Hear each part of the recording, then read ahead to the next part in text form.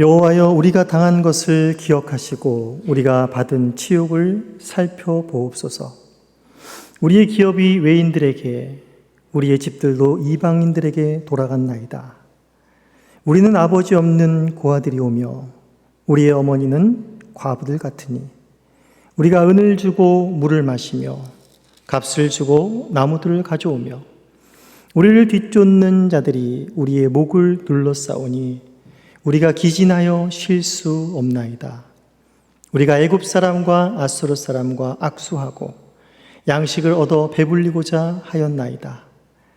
우리의 조상들은 범죄하고 없어졌으니 우리는 그들의 죄악을 담당하였나이다. 종들이 우리를 지배하며 그들이 손에서 건져낼 자가 없나이다.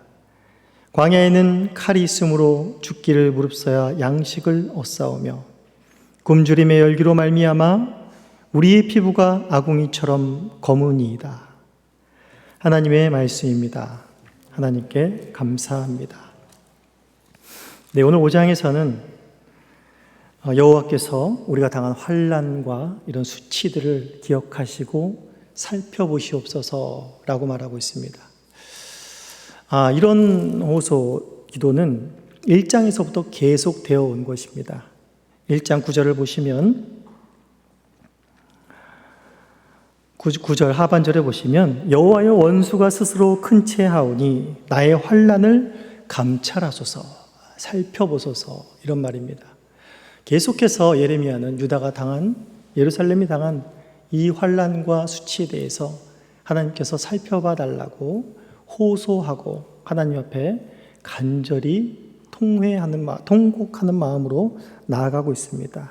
오늘도 마찬가지인데 오늘은 1에서부터 4장까지의 형식, 원문에 쓰인 형식에서 약간 다른 기도문의 형식으로 나아가고 있습니다. 이 기도 형식을 통하여서 과연 예레미야가 이렇게 주님 앞에 우리의 환난을 살펴봐 달라는 이 말이 그냥 그저 고통에 대한 탄식과 아무렴에 대한 비탄뿐인가, 그것이 아니라는 사실을 좀 더 예레미야는 한 걸음 더 나아가 그 소망에 굳건히 서 있다는 사실을 오늘 또한 본문을 통해서 우리가 살펴볼 수 있게 될 것입니다. 먼저 1절에서 5절의 내용은 바로 우리가 당한, 바로 유다가 예루살렘이 당한 그 환난에 대해서 말하며 기도하는 내용을 말하고 있습니다. 예루살렘이 당한, 유다가 당면하고 있는 그들이 당한 것과 그들이 받은 치욕과 수치가 무엇입니까? 우리가 계속해서 예레미야서와 에가서를 살펴보았듯이 바로 바벨론에게 공격을 당하고 예루살렘이 공격을 당하고 또한 예루살렘 성전이 포위되면서 정말 그 안에서 말할 수 없는 인간의 본성을 모두 다 잃어버리고 자기 자식까지 먹어야 되는 그런 짐승의 수준까지도, 짐승보다도 못한 그런 비참함에 처해 있는, 그런 수치스러운 모습에 처해 있는 것들을 우리가 확인할 수 있었습니다. 또한 바벨론의 포로로 그렇게 정말 짐승처럼 끌려가는 그러한 수치와 치욕을 우리는 잘 알고 있습니다. 이 모든 것들, 말로 다 표현할 수 없는 이런 수치와 이런 고난과 환난, 모욕들을 하나님께서 살펴보시옵소서, 기억하여 주시옵소서라고 지금 예레미야는 기도하고 있는 것입니다. 그럼 그 수치와 환난이 어떤 것이었는가라는 것에 대해서 이제 2절부터 4절까지 해서 쭉 말해주고 있습니다. 먼저는 무엇입니까? 먼저는 우리의 집들이, 또 우리의 기업이 외인들에게, 이방인들에게 넘어갔다라는 것입니다. 즉 우리가 살고 있던 이 땅과 우리가 거주하고 있던 이 집이 바로 외부인들에게, 이방인들에게 넘어갔다라는 말이죠. 이들이 살고 있는 땅, 이들이 살고 있는 이 집의 의미는 어떠합니까? 우리가 구약 성경에서 잘 알고 있듯이 이 땅은 바로 가나안 땅입니다. 가나안 땅은 이스라엘 백성들에게 상당히 특별한 하나님의 선물인 것입니다. 하나님께서 애굽에서 그 백성들을 이끌어내어서 하나님과 함께 하나님의 나라를 누릴 수 있는 장소로 젖과 꿀이 흐르는 땅을 하나님께서 주셨습니다. 이 땅은 이 백성들이 노력하여 얻은 땅이 아닙니다. 이 백성들이 가꾸어서 젖과 꿀이 흐르게 된 그런 땅이 아닌 것입니다. 하나님께서 그런 복된 땅을, 하나님께서 값진 그 땅을 수고도 없이, 값없이 은혜로 선물로 준 땅이라는 것입니다. 그런데 이 땅에서 정말 마음 놓고 주인으로 살았는데 이것이 어느 순간에 이스라엘 백성들이 하나님의 언약을 파기함으로 말미암아 하나님을 떠남으로 말미암아 이제 그 땅의 주인이 그 집의 주인이 이제 완전히 바뀌어버린 것입니다. 집의 주인이 바뀌어버렸으니 이제 그 집의 주인이 아닌 것이지요. 그러면서 이제 3절에 이 사람들의 그 집에 사는 백성들의 형편은 어떻게 된 것입니까? 아버지 없는 고아들 같이 되었으며 어머니는 과부들 같이 되었다라고 말하는 것입니다. 당시에 가장 연약한 그룹, 가장 비천한 그룹, 보호받지 못하는 그런 그룹이 되어버린 것입니다. 하나님의 땅에서 하나님이 주신 그 거처에서 안전하게 보호를 받고 살다가 이제는 누구도 보호해 줄 수 없는 그런 나약하고 비참한 처지에 이르게 되었다라는 것이지요. 자신들이 소유할 수 있는 주인이 되지 못하였다. 자신들이 차라리 이방인 같이 되었다라는 이 말들을 지금 하고 있는 것입니다. 그리고 터전을 뺏기고 집을 뺏긴 이들은 이제 무엇까지 뺏깁니까? 4절에 보시면 바로 이제 경제권까지 다 뺏깁니다. 자신들이 주인이었을 때에는 물을 마시는 것, 그리고 나무를 베어오는 것이 너무나도 이들에게는 당연한 것들이었습니다. 그런데 지금은 어떻게 됐습니까? 지금은 은을 주고서 물을 마시며 값을 주고서 나무들을 가져와야 하는 것입니다. 너무나 당연한 것들이었지만 물과 불을 피우는 것은 너무나 당연하게 사용하는 것들이었지만 생활에 너무나도 간절하고 절실하게 필요한 것들이었습니다. 집의 터전들을 뺏기고 또한 자신의 주인임을 정체성이 상실하게 되고 또한 거기서 모든 경제권이 몰 수밖에 되었지요. 이 모든 것들이 하나님을 떠나기 전에는 또한 이방인들에게 자신들의 터전을 뺏기기 전에는 어떤 것이었습니까? 너무나도 당연하게 이들이 누려왔던 것이라는 것입니다. 그런데 이제는 그것이 절대로 당연한 것이 되지 않았습니다. 절대로 그 지위를 회복하지 못했고 그것이 얼마나 값지고 귀중한 것인지를 뒤늦게 깨닫게 되는 것이라는 것입니다. 그러면서 이제 계속해서 5절에 보시면 우리를 뒤쫓는 자들이 우리의 목을 눌러싸우니 우리가 기진하여 쉴 수가 없나이다 라고 말하는 것입니다. 빼앗기고 모든 것이 몰수된 상태에서 또한 누릴 수 없는 그 상태가 계속해서 그 압박이 계속해서 되어오는 것입니다. 마치 이런 그림이 그려지는 것 같습니다. 이제 많은 빚을 지고 집에서 다 쫓겨나고 그러면서 빚쟁이들이 계속해서 압박을 하는 것입니다. 계속해서 쫓아오고 계속해서 목을 조이는 이러한 압박 가운데 지금 처해 있다라는 것입니다. 그러면서 이제 6절에 보시면 어떤 또 비참한 처지를 말하고 있습니까? 바로 애굽 사람과 아수르 사람과 악수하고 양식을 얻어 배불리고자 하였나이다 라고 말하는 것입니다. 이 모습도 참 그런 것 같습니다. 이제 빚 갚으려고 자신들이 쓸 것을 얻으려고 여기 빌 붙었다가 저기 빌 붙었다가 하는 것입니다. 이 집 가서 돈 빌려오고 저 집 가서 돈 빌려오고 하는 것입니다. 사실상 이스라엘 백성들이 유다가 망한 가장 큰 이유 중에 하나가 또 무엇이었습니까? 하나님을 의지하지 않고 이 나라에 빌 붙었다가 저 나라에 빌 붙었다가 여기가 강해 보면 여기 빌 붙었다가 결국에는 망해버리고 수치스러운 모습을 겪게 되는 것입니다.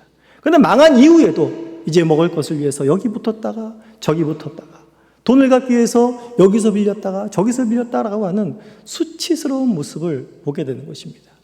저는 이런 모습을 이제 저도 어렸을 때 저희 집이 가난해서 어머니가 돈을 많이 빌리러 다녔어요. 돈을 빌리고 오는 날에는 굉장히 한숨을 쉬었어요. 수치스럽다는 거죠. 가진 게 없으니까 가서 아쉬운 소리 해야 되고 또 거기서 수치도 당하고 모욕도 당하고 이러면서 오셔서는 돈 몇 푼 빌려오고 나서는 한숨을 푹푹 내쉬고 또 이렇게 돈을 빌려야 되나 이런 모습을 본 것이 또한 기억이 됩니다. 그래서 이런 모습들이 이런 비참함들이 유다의 백성들에게는 더 나라 전체적으로 일어난 이런 비참한 처지에 있었다는 것을 오늘 이 기도를 통해서 확인할 수가 있게 됩니다. 그런데 이러한 비참함과 이런 수치심을 겪는 이유를 예레미야도 유다 백성들도 모르지 않았습니다. 무엇입니까? 7절에 보시면 우리의 조상들은 범죄하고 없어졌으니 우리는 그들의 죄악을 담당하였나이다 라고 말하고 있습니다. 어떻게 보면은 우리 조상들이 죄를 지었는데 조상들은 이제 죽었고 그 죄를 우리가 담당합니다. 우리는 무죄합니다. 라는 말과 같이 들릴 수 있지만 그런 말이 전혀 아니죠. 우리 조상 때부터 범죄한 것이 끊어지지 않고 계속해서 대를 이어 우리에게까지 이어져 왔습니다. 그러니 우리가 이런 수치를 당하고 있는 것입니다. 이런 환난을 당하고 있는 것입니다. 이렇게 말하고 있는 것입니다. 그리고 그 죄악으로 말미암아서 우리가 어떤 수치와 모욕을 당하는지를 또 8절부터 10절까지 해서 또 계속 이어 말하고 있습니다. 8절부터 10절까지 뭐라고 말하고 있습니까? 종들이 우리를 지배하며 그들의 손에서 건져낼 자가 없음이니이다 라고 말합니다. 나라가 망했지만은 망해서 끝난 것이 아니라 그 나라를 그 강대국이 바벨론이 또 종들을 보내서 신하들을 보내서 계속해서 그 나라를 지배하고 있는 것입니다. 계속해서 그들의 손아귀에서 벗어날 수 없는 그러한 환경 가운데 처해 있다는 것입니다. 그리고 이제 그들은 광야에서 음식을 얻으려고 해도 목숨을 걸고 음식을 얻어야 했습니다. 그들의 이런 모습들을 10절에서 이렇게 적나라하게 표현합니다. 굶주림의 열기로 말미암아 우리의 피부가 아궁이처럼 검으니이다 라고 말하고 있습니다. 얼마나 우리가 비참한 가운데 있는지 하나님 살펴보옵소서, 기억하옵소서 라고 호소하고 있는 것입니다. 기도하고 있는 것입니다. 저는 오늘 본문을 보면서 우리가 마침 찬양으로 많이 불렀던 은혜라는 찬양이 생각이 났습니다. 우리가 많이들 불러서 가사들 아시죠? 내가 누려왔던 모든 것들이 이 땅에 태어나 사는 것과 어린아이 시절과 지금까지 걸어왔던 모든 순간이 당연한 것이 아니라 은혜였어 라는 것입니다. 여러분, 이스라엘 백성들에게 주어졌던 것들이 가나안 땅과 그 모든 가나안 땅에 난 소출을 먹는 것과 거기서 누렸던 이 모든 것들이 이들에게 당연한 것이었습니까? 당연한 것이 아니었죠. 측량할 수 없는 하나님의 은혜로 주어진 선물이었던 것입니다. 이들은 어마어마한 복을 받고 누리고 있었던 것입니다. 그런데 그것이 어느 순간에 당연한 것으로 여겨졌다라는 것입니다. 그것이 내가 누릴 만한 권리가 있다, 자격이 있다 라고 어느 순간 생각된 것입니다. 은혜를 망각하게 된 것이지요. 은혜를 망각하니까 당연히 나라가 망하게 되고 이러한 수치를 겪게 되는 것입니다. 인간은 늘 그렇습니다. 곁에 있을 때는 그것이 소중한 것을 알지 못하는 것이지요. 그러나 그것이 떠났을 때는 그것이 얼마나 소중한 것이고 값진 것인가를 알게 됩니다. 그럼 뒤늦게 후회해봤자 무슨 소용이 있겠습니까? 우리 속담에 듣듯이 소 잃고 외양간 고치는 것이 무슨 의미가 있다라는 말입니까? 마치 예레미야의 기도와 이 탄식들이 바로 그런 것 같습니다. 소 잃고 외양간 고쳐봤자, 이렇게 후회하고 탄식해봤자 무슨 소용이 있을까? 세상의 상식으로는 그것이 맞습니다. 그런데 예레미야의 기도와 탄식은 단순히 그 후회, 그 절망의 늪에 빠져 있는 것에 끝나지 않습니다. 예레미야는 오늘 1절에서 뭐라고 말했냐면 여호와의 우리가 당한 것을 기억하시옵소서라는 이 말을 하고 있습니다. 이 말은 우리에게 자주 이스라엘의 구속 역사를 보면서 자주 우리에게 다가왔던 말입니다. 이 말의 처음을 우리가 어디서 생각해 볼 수가 있겠습니까? 바로 출애굽기에서 우리가 생각해 볼 수 있습니다. 출애굽기에서 이스라엘 백성들이 애굽의 노예로 고통받고 있었을 때 고통 중에 그들이 부르짖는 소리를 하나님께서 들으셨다라고 말합니다. 그리고 아브라함과 이삭과 야곱에게 세운 언약을 기억하셨다라고 말하고 있습니다. 여기서 기억하셨다라는 것은 여기서도 마찬가지지만 단순히 듣고 그런 일이 있었어? 까먹었는데 기억났네? 이렇게 말하는 것이 아니라 바로 하나님께서 구원의 역사에 행동하기 시작하셨다. 하나님께서 일하기 시작하셨다라는 것을 의미하고 있는 것입니다. 예레미야가 만약에 이 출애굽에서 하나님께서 움직이셨던 구원의 역사를 기억하면서 이 말을 했다면 예레미야 이때껏 하나님께서 이 환난 중에 주신 그 소망들을 가지고 이 바벨론의 환난의 역사 속에서 하나님께서 하신 역사, 하나님께서 너희들을 다시 회복시키시겠다는 역사, 그 새 언약이 지금 하나님의 능력으로 하나님께서 시작하고 계셨다. 하나님은 이미 이스라엘, 유다를 구원하시기 위해서 움직이고 계신다라는 그 확신으로 지금 이 기도를 드리고 있다는 것을 우리가 알아야 될 것입니다. 세상의 상식으로는 이미 엎어진 물을 어떻게 담을 수 있냐, 이런 소 잃고 어떻게 외양 끊고서 무슨 소용이 있겠냐 라고 말하지만은 그리스도인들에게는 그것이 역전이 됩니다. 그 말이 역전이 된다는 것이죠. 이렇게 뒤늦게라도 후회하고 깨닫고 돌아오면 된다는 것입니다.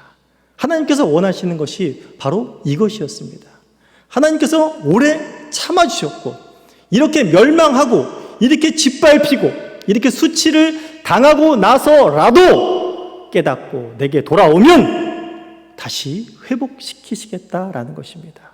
다시 너에게 주었던 그 모든 하늘의 신령한 복과 땅의 기름진 복을 너희에게 다시 주시겠다라는 것입니다. 이것이 얼마나 놀랍습니까? 세상의 상식으로는 도저히 이해할 수 없는 것입니다. 하나님께서 그 언약을 다시금 기억하심으로 말미암아 이 백성들은 모든 것이 다 늦은, 모든 절망 가운데 빠진 이 상태 가운데에서도 돌아갈 수 있는 길이 있다는 것입니다. 이것이 바로 유다 백성들이 받은 복이요, 또한 우리가 받은 변함없는 복이라는 사실을 우리는 깨달아 알아야 할 것입니다. 우리에게 허락된 복, 여러분들 여기까지 나오는 데 있어서 당연한 것으로 혹시 여기지 아니하셨습니까? 여러분들이 살아가는 그 삶의 기독교 가정을 꾸려가고 계시는 데 있어서 또 오늘 하루의 삶을 살아가고 여러분들의 걸음 한 걸음 한 걸음이 너무나 그냥 당연하다라고 생각하지 않으셨습니까? 그렇다면 거기서 벗어나셔야 됩니다. 우리의 걸음 한 걸음 다 우리가 거친 모든 것들 속에서 그 모든 것들, 우리에게 주어졌던 모든 것들, 우리에게 주어진 모든 상황들, 이것이 다 은혜였다라는 것을 기억하셔야 될 것입니다.